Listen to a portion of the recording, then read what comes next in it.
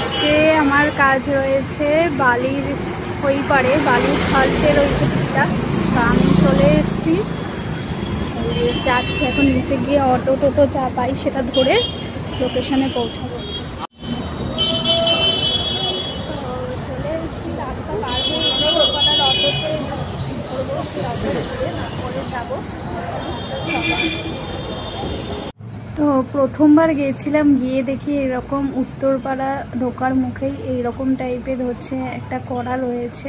তো সেটার ভিডিও নিয়েছিলাম, আর এটা অটোর মধ্যে বসে বসে ভিডিও নিচ্ছিলাম। তো মেকআপ করতে আমি একটু আগেই বেরিয়েছিলাম, আমার মানে লোকেশনে যাওয়ার কথা 5:30টার মধ্যে। তো একটু আগেই গেছিলাম, ওই জন্য ভিডিও করতে করতে গেছিলাম। অনেক ভিডিও করেছি আমি। আর এক্সট্রা পাওনা হচ্ছে আমি গঙ্গার ঘাটে গেছিলাম। তো কাজের লোকেশনে চলে এসেছি, জয় হনুমান রিভার সাইড বৈকি পাড়া লেনে। এখন যাওয়া যাক, চলো। তো চলে এসেছি আমি আমার কাজের লোকেশনে, তো এখন যাওয়া যাক, চলো।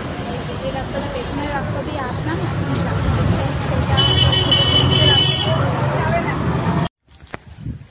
আমি একটু টাইমের আগে চলে এসেছি, তাই একটু গঙ্গার পাড়ে ঘুরতে এসেছি। তো এই যে গঙ্গার পাড়ে এরকম বালির জোগাড় করা রয়েছে। ওই যে দেখো পেছনের দিকে হচ্ছে গঙ্গার ঘাট। তো যাই, চলো যাচ্ছি।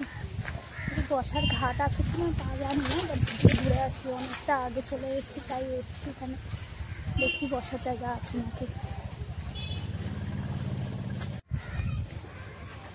সুন্দর একটা ফুল গাছ রয়েছে, পিঙ্ক পিঙ্ক। তো দিক দিয়ে কোনো ঘাট নাই, এপাশ দিয়ে রয়েছে। তো বট গাছ রয়েছে, অনেক পুরনো বট গাছগুলো,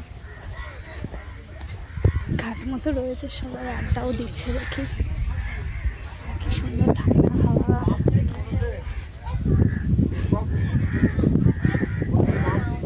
দারুণ জায়গা।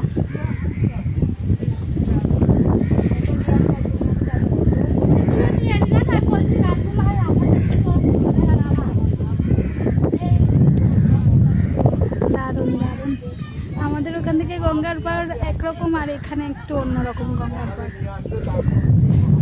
যেহেতু বটগাছটা রয়েছে না, প্রচণ্ড ঠান্ডা, প্রচণ্ড।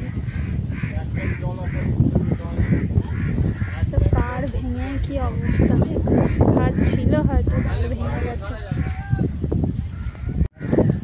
এগুলো হচ্ছে এক্সট্রা পাওনা, নিচের গঙ্গার ঘাটে ঘোরা, আর এটা হচ্ছে অন্য পাড়, মানে একদম অপোজিটে পাড়ে এসেছি।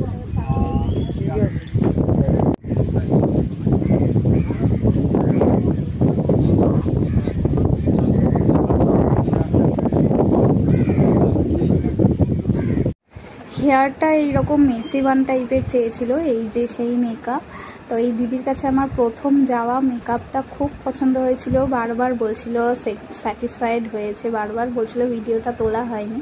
তো যেমন মেকআপ চেয়েছিলেন সেই রকমই করেছি, খুব পছন্দ হয়েছিল। আর মেকআপটা একদম সিম্পলের মধ্যে চেয়েছিল, গ্লসি টাইপের।